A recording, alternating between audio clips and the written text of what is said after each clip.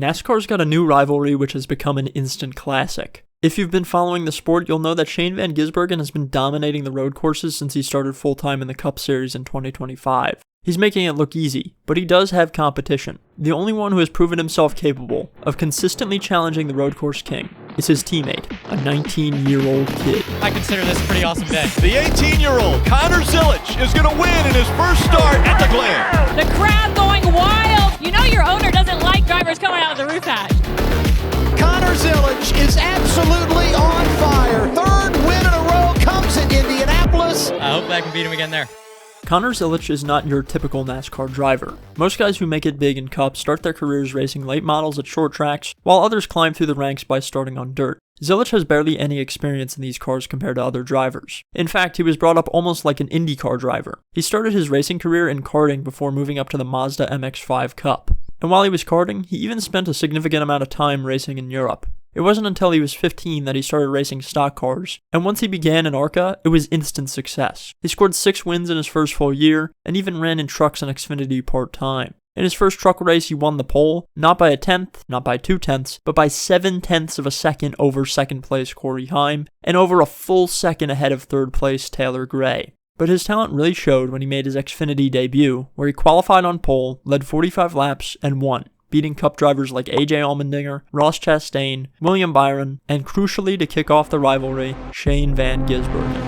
So in 2025, Connor Zilisch started full-time racing in the Xfinity Series, and expectations were high given his great 2024, but he's already surpassed them. At COTA once again, he gapped third place by a second in qualifying, and then beat William Byron and Ross Chastain in the race. At Pocono, he scored his first ever oval win with Dale Jr. subbing as his crew chief. But once we got to Chicago, this is where the story of our rivalry truly begins. SVG came down to the Xfinity Series to run select races, and in Chicago he took the pole while Zilisch had to start at the back. Van Gisbergen practically owned the streets of Chicago for all 3 years he was on the NASCAR schedule, regardless of what car he was driving. But Connor was on the hunt. He made it up into the top 20 before lap 10. Before lap 15, he was comfortably into the top 10. Despite driving from the back to the front so quickly, Connor still wasn't satisfied, so the team pulled him down pit road and made significant adjustments to his car, which cycled him back to 20th on the restart. With a new balance on his car, Connor found his way into the top 5 before lap 30, and after a couple more restarts, Zilisch made his way past Sheldon Creed to take the lead.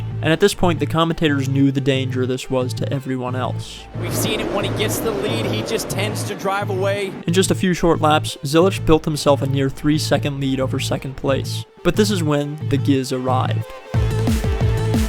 Sheldon Creed was so intimidated by SVG on fresh tires that he instantly pointed to his left to concede the position. He was set for a 9-lap run to see if the Chicago Master could run down the young gun. But with 6 laps to go, a caution came out.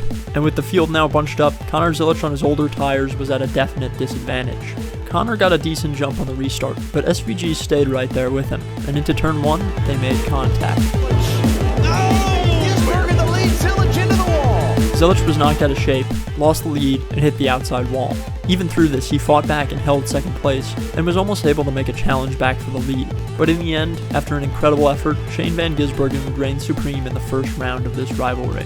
We didn't have to wait long for round 2, as it would come the following week at Sonoma, and this time the two would share the front row for the start of the race. SVG would jump out to the early lead, but Zilisch would come back on lap 2, diving to his inside but not quite finishing the move. As they raced side by side down the front stretch, Connor was at a clear disadvantage preparing for the outside line into turn 1, but somehow he made it stick and got past Shane. But in another couple of laps, the positions swapped back. Still, after this, Zilisch remained all over the bumper of his teammate, following him closely even onto pit road. After a faster stop, the 88 leapfrogged the 9 car before the end of the stage. After another close restart, Zilisch held the lead, but now SVG was all over his bumper. This really just never happens. Usually after someone makes a pass in NASCAR, they get some clean air and they can set sail, or at least build up a decent gap. But it seemed like in this race, every time one of these guys fell back into second place, they turned it up to 11 and refused to stay behind the other.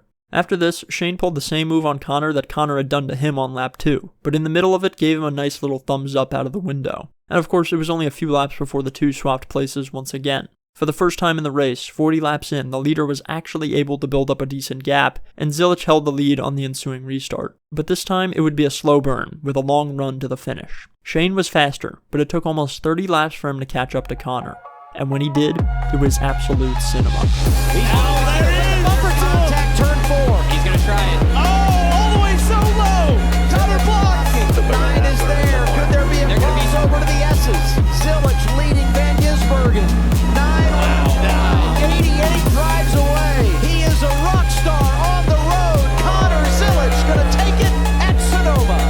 watching NASCAR for over 10 years now, and I don't think I've ever seen such a close rivalry between two drivers. The amount of back and forth in this race was insane. And at this point we all learned that anytime these two were competing in the same race, you gotta grab some popcorn and kick back. And that's exactly what we did at Watkins Glen.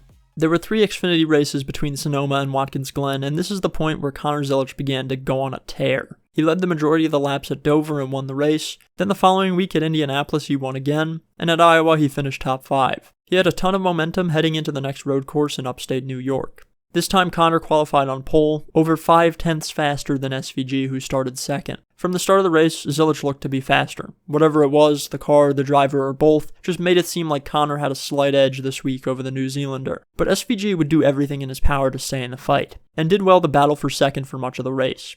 With the help of a well-timed caution, SVG was able to jump Zilisch on track after a pit cycle. Starting in the second row, he dove to the inside of turn 1, made a 3-wide pass for second, and took advantage of Jesse Love's mistake to claim the lead. Now with clean air in front, SVG had to put the power down and run because he knew that 88 car would be appearing in his mirror sooner rather than later. And after only a few laps, Zilisch was up into second and Shane had failed to build up a big lead. With 20 laps to go, Connor caught the lead and stuck his nose to the inside into turn 1 and through the S's to try to force a mistake and snatch the win. Shane would hold steady down the backstretch though, and through the next few laps displayed remarkable defense despite his lack of pace. But when Zilisch finally made it back to him, we were left with our jaws on the floor. I think Shane might have let go just a little bit there. Power man. There's the contact. Van Gisbergen around. Zilisch takes the lead. Hard hit for the 9. Now, it was clear that this wasn't intentional, but it was still a crazy sight to see. With his closest competitor now out of the race, Zilisch had a pretty clear path to victory. However, on the following restart, he got tagged by every NASCAR fan's favorite driver and fell back to 5th place. It only took him a few laps to get back by everyone though, and with 10 to go he passed Michael McDowell, who by the way is an incredible Cup Series road course racer, and took the lead. Again there was a restart, and Sammy Smith momentarily took the lead, but Connor swiftly got back by him and won the race.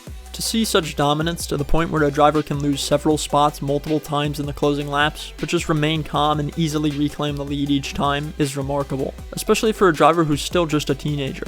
But unfortunately for as good as he is in the car, he showed in victory lane that he's certainly not the best at climbing on the car. After scarily falling down in the middle of his celebration, we were all relieved to hear that it was just a broken collarbone. But this injury robbed us of what could have been another great battle the following day in the Cup race. Regardless, at this point, Zilisch now held the regular season points lead, and he really needed the points from Daytona in 2 weeks to keep himself in contention. So what he did was start the race and let Parker Kligerman swap into his car, which would still award the points and win to Connor. And of course, Parker came in clutch and drove his way to victory lane at Daytona. In the books, this would go down as the 7th win of the season for Zilisch, just a historic performance for the driver and team. And that's not to mention the race at Texas that Kyle Larson won in the 88 car subbing for Zilisch, who had been hurt in a crash at Talladega. Given how fast Connor's been, it was no shock to hear of his promotion to the Cup Series for 2026. And with him guaranteed to be in equal equipment to his teammate at Trackhouse SVG, I only expect these great battles to continue on. I hope for the sake of this rivalry that Zilisch comes into Cup and hits the ground running. Shane Van Gisbergen's already 36, so we might only get these incredible battles for a couple more years. Let's savor it while it lasts. Thanks for watching, everyone.